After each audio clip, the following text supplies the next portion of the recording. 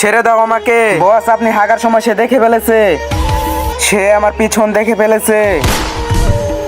শালাকে ফেলে দাও নদীর মধ্যে।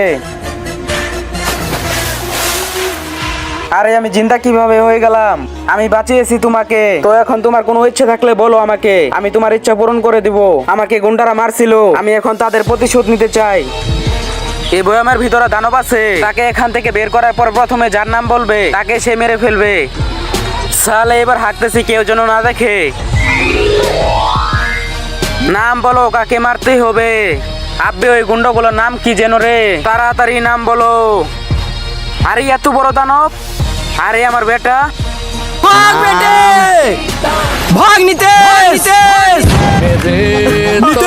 তো বন্ধুরা, মাকে তো সবাই ভালোবাসে, কিন্তু বাবাকে তো কেউ ভালোবাসে না। কিন্তু বাবাও তো সন্তানের জন্য কম কিছু করে না। তাই আজকে দেখবো বাবাকে কে কে ভালোবাসে, এবং বাবার জন্য শুধু একটি লাইক সাবস্ক্রাইব করে।